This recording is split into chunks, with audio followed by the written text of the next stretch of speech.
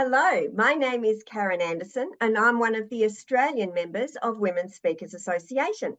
And we're doing things a little bit differently today. So I am actually speaking with Gail Watson, the the founder and president of Women Speakers Association.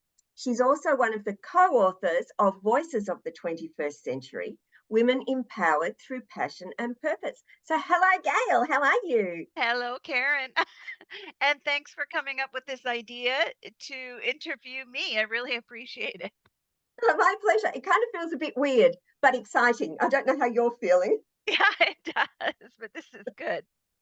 So for those Excellent. listening, it's usually I'm the one that's typically interviewing, and it was one day when I was interviewing Karen, she says, "Who's going to interview you?" Yes. And I said, well, I will. And you went, oh, I'm not sure. But here we are. So it's all good. So It is. before we start talking about the book, I thought it might be useful if we actually talk a little bit about you and Women Speakers Association in general. Okay. And one of the great things I think is that we are celebrating the 13th anniversary of Women Speakers Association, which is an enormous milestone. And I saw in a recent LinkedIn post that you did, and I'm going to read it. It says, together we have shattered barriers, amplified voices, and fostered meaningful connections. Let us remember the transformative power of collaboration and empathy as we continue uplifting women. Now, that statement just sends shivers down my arms. It is so impactful. So tell me, why did you, I guess a little bit about, where you came from, but then also why did you decide to create this platform for women? Well, thank you for that question. It does, as you read that statement on our anniversary, I remember writing that and just wanting to be very meaningful with the words that we would use because when we reflect back over these last 13 years, it's extraordinary at where we've come from to where we are today. And I am just so grateful for having the opportunity to have met so many wonderful women from all over this world. It is absolutely astounding. And I tell you, if people could just hear from each and every one of our members here, I mean, it is the solution for peace on this planet, Yeah, 100%. Um, Completely built on collaboration and women supporting and promoting each other, whether it's business or personal. I did not even have these kind of expectations when we first started. But the inspiration behind Women Speakers Association and to create this environment, and you may hear us refer to it as WSA, Women yeah, Speakers Association, it came from recognizing a significant gap in visibility for women. And we wanted to create a platform that not only amplified women's voices, but also provided them with the tools and the community support to make their messages heard on a more global scale. Now, this scale can transit to it doesn't mean that you have to be somebody who wants their message to reach the world. Your world may be your community, your city, your country, um, and so it's just to really bring women's voices more to the stages. And uh, when we started in 2011, the stat that we have that we've been running against is 15% of women overall in most verticals held the stage. Now we look at that same comparison and we hold 40%. So wow, yeah, wow. That's huge growth. mhm, Yeah, good growth. It's yeah, important because every time we have an opportunity to share our message, this is where we make that impact in the world. And women's voices are essential to provide a more balanced and inclusive perspective in all areas of our society. So, by sharing our most unique experiences, or insights we as women contribute to a more rich, more diverse dialogue, which is crucial for our progress. Absolutely. Absolutely. And I guess I was going to ask you, why do you think it's so important for women's voices to be heard? You have kind of answered that, but would you? Is there anything else you want to add that's specific to that question? Well, I think just only that, we've always said and we've always believed, women are wired a little more different than men. And, we start our businesses because we want to help someone or create a stronger impact. So, therefore, at the empathy level that we as women can demonstrate is great. And I think it's something that really our world is lacking in today's society. We've come uh, quite aggressive with one Yes. another. And it's not just contained to our own cities or countries. I mean, as someone who speaks to people every day, to people around the world, I'm hearing almost the exact same stuff go on. So we're not immune to it in our own places. Which, No. And I think that is also partly because we are more global than ever before. So what's happening in one area, it's either we either hear that it's happening in other areas, or that messaging, that polarizing messaging, is happening in all sorts of places as well, because it's getting out there. yes, agreed. And social media has a big play in that, and Yes, our yes, platforms for sure. yes. Hmm. So why do you think WSA is so successful? Like, what's the secret? I thought about this because I've asked myself that same question over these years: is why does it keep going? And when um, people have come up to me and congratulated me on the success of Women Speakers Association, I go, it's not my success. The fundamental success, it comes from the women here. And I think it has been successful because it resonates with the fundamental need among women for connection, support, and empowerment. And our focus is on collaboration over competition and being able to provide tangible value to our members, has fostered that strong, engaged community. I am a firm believer. Ask anyone. My most favorite part of my job is speaking one on one with our members. That has not changed since day one. And when you're a member of Women Speakers Association, you're not just part of a platform that helps you amplify your message, get more visibility, but you're part of a solution for promoting and supporting gender equity for women. Wow, wow. I love that. Yeah. Part of the solution. Like, but I actually think it's not just talk. I actually think I've seen it. So I've only been a member for 12 months, but I have absolutely seen that. And everything you just said about collaboration and support and community, it is there. And it doesn't matter where you are in the world, people will bend over backwards to actually make time to talk to you one on one via Zoom or whatever, you know, virtual platform, you want to use. And I think that is what's so extraordinary.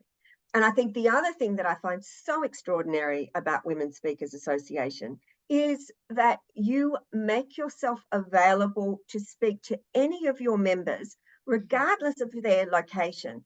And it crosses so many different time zones. And um, and so I'd love you to actually share a couple of statistics. So things like, how many countries do have members of Women Speakers Association? Okay, well, we don't measure members per se in each country. We have a reach that goes over 120 countries, which actually represents six different continents. So, and I mean, I, when we first started in 2011, we had a goal. When we were just starting up, we had all we had was a name, Women Speakers Association. We didn't know what it was. And we had a handful of women speaking about it and sharing with their communities. I mean, this is really before social media is, Mm. so we didn't have any kind of following. So we had a goal of reaching 500 women over a period of 6 months. Well, what actually happened was we exceeded that goal in 3 weeks. And those 500 women were spread among 80 countries. And I remember we just sort of sat back and went, wow, what is this? We knew then that the need for this platform supporting women's voices was global. Yes. And uh, we, I remember putting a map on my wall and I started putting the little pins in where all these countries were. And I looked at these little red-headed pins, and it was like little seeds in all these different countries.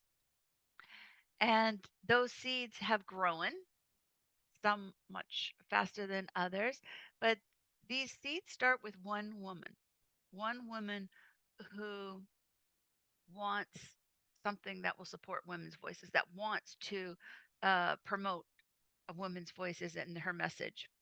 So that's how we've just cultivated those seeds, and the best way to cultivate those seeds was to get on a call, find out who you are and what do you need, and what if and what we did do with these 500 women is ask them, we don't know what Women Speakers Association is at this point, what do you want it to be? And so we've created based on what was said. And we still go forward each and every day. And you'll hear it from me. If you're on a call with me ever, I'll say, what do you need? And why that's important is because that it's you answering that question that directs where we go. But then, Gail, I think that's the secret, isn't it? That actually this is a platform that is designed by the members Hmm. and implemented by the leadership team. And that Hmm. is one of the things I find that, and it's not just me, it's other women that I've spoken to. You put in a suggestion, you make a comment, and the leadership team goes, we haven't thought about that. Let's explore it further. And I think that that is just magical. And it really means that there is collaboration from the top down, from down up, like we're all just in here together. It's so important to know, and we've said this from day one, and the type of environment that we want to be in is there is no message greater, there is no message less than your gifted, unique message. Everyone matters. Every message matters here. And that's the one thing we want to really empower, especially when we get those little voices that sit on our shoulder that want to say, who wants to listen to you? You don't have a story, but you do. Yes, Hmm. yes. All right. So, and talking about that sort of thing. So, you often talk about Women's Speakers Association as being a platform for women to be heard, whether they're in the classroom, the boardroom, or the stage, which I absolutely like because it means as members we can pick and choose where we want to be, and it is very inclusive for all of us. But you also have a publishing arm to Women Speakers Association, which we're kind of leading into the book now. So, how did the publishing arm come about? Well, it came out um, as simply it just simply emerged as a natural extension to our mission to give women voice, and it was created to offer members a new avenue to share their stories, their expertise, and insights, through a book. And it also helps in, when you're wanting to get on different stages, for those who want to go out and speak on stages, or to be able to hold that title as a best-selling author, or to be able to share their message in a different way, at that credibility factor, Hmm. when you're an author. Yes, yes, yeah. People go, oh, I know. I have noticed that. Yes. So, do you know how many books Women Speakers or WSA Publishing has produced? Yeah, we have produced close to 400 best-selling authors Whoa, over the past 8 years. Yes. lovely. And and what makes me really happy about that is, especially when it's a first time author, just how it changes their life. And whether they offer up a chapter in a book, Voices of the 21st Century, or whether they do their own solo book, it's beautiful, the transformation that we witness. Excellent, excellent. Mhm. All right. So normally you write the foreword in the Voices of the 21st Century book, which is a series, I think, where the cover that you can see is number Yeah. 7. Is that right? So normally you write the foreword. And I always think there's more pressure writing the foreword than the chapters myself. But I would like to explore why you actually decided to write a chapter this time, and also how you found that whole experience. So compared with writing a foreword. Oh, okay. Thank you. That's I actually wrote as well in the very first one. And the purpose of, first of all, just a little bit of background on Voices of the 21st Century. It's a collaborative book done in true collaboration with every woman in here, and they're recognized as a co-author. You know, everybody has their own covers, and so that they can stand up in the front of a room and see their name on that cover, and be proud of the work that they've done. And sharing sharing your story takes a lot of courage, as you know, Karen. Yes, It takes a lot of courage, and but it has magical outcome when we go through it. And sometimes going through it together is a much easier way to do it than when you're going solo. Um, and I and the whole premise of starting Voices of the 21st Century was to give us another platform to be able for people to get to know us as individuals. I mean, we know all the celebrities out there can get their book out, put it out, no problem, and it sells. But what about us, as everyday people? yes, And we women today, as entrepreneurs, and all the things we're doing, and all the different hats we wear, and how we navigate and go through life and times, and I mean, this is historic. People need to know about us. And yes. I was inspired by it. Started with a project I was doing with my son when he was in about grade 10, and we had to research women of the early 1900s, and we could find out what they did, but we didn't find out who they were. And this book gives you true insight to who women are today, and it is phenomenal. So, um, how did I feel about writing? It was it was it it challenged your thinking for sure, and it put you in that uncomfortable zone. And I sat back and I said, if this was my last message to this world, what would it be?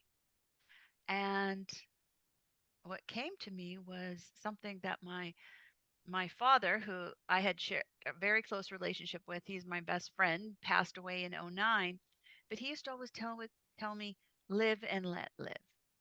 And I used to just always say that, live and let live, and never really truly understood what that meant, and what those words, how they played in my life. And I see it now.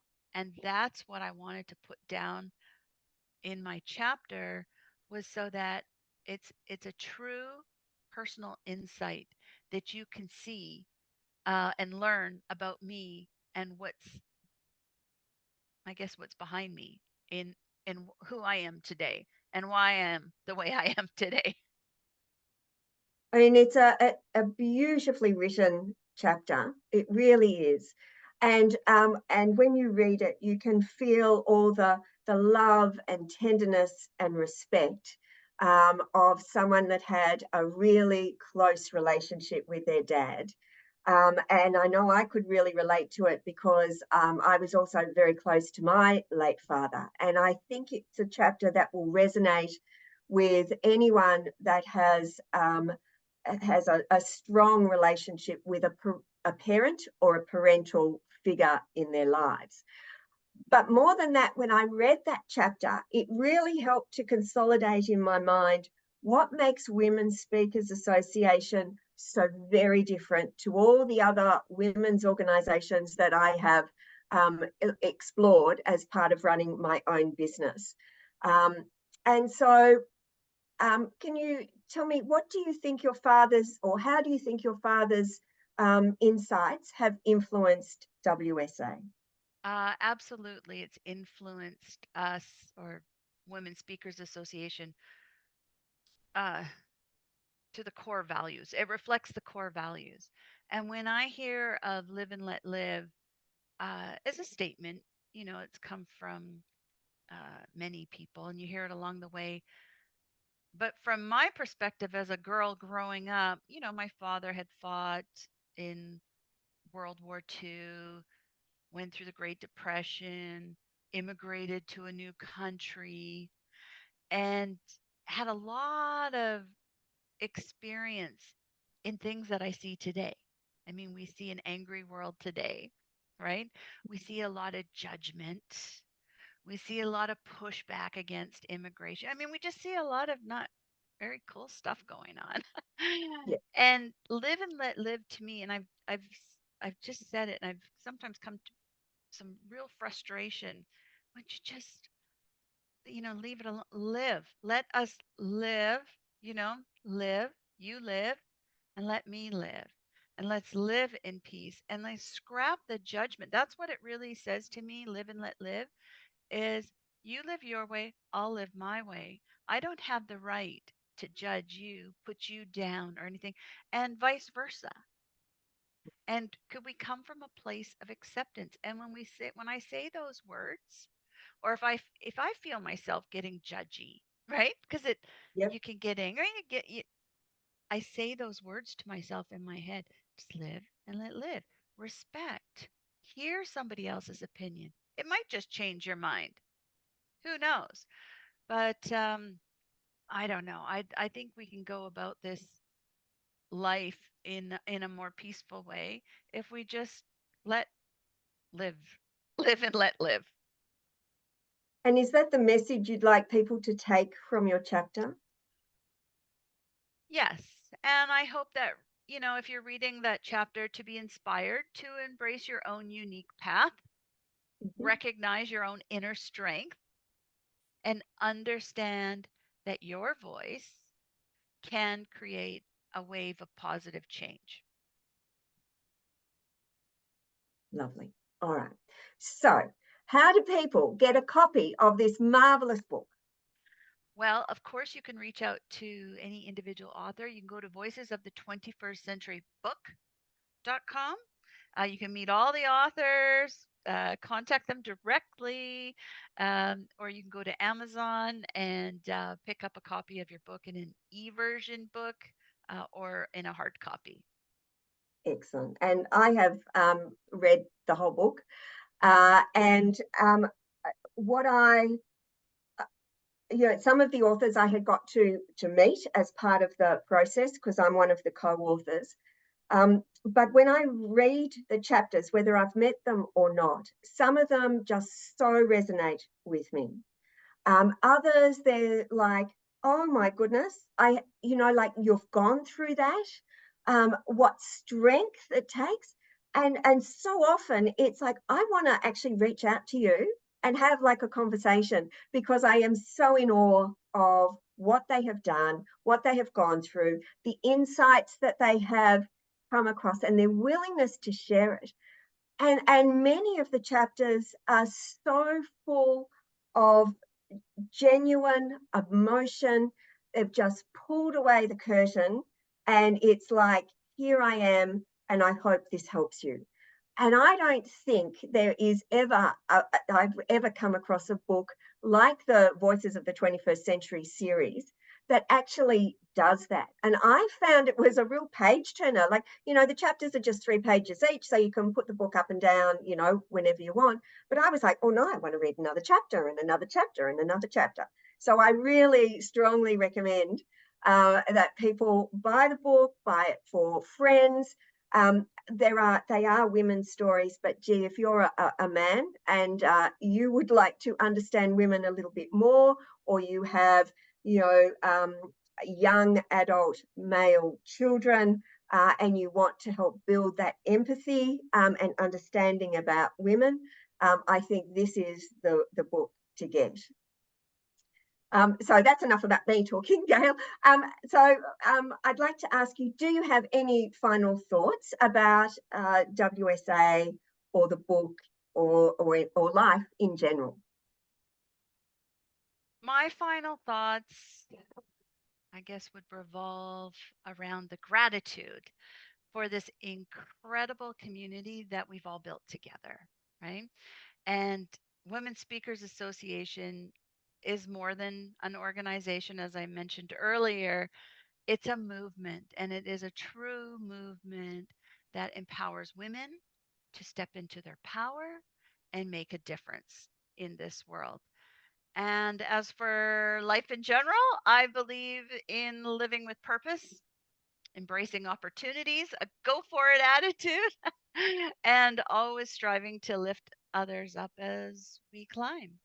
So, yeah, those are my final thoughts. That's wonderful. Thank you, Gail.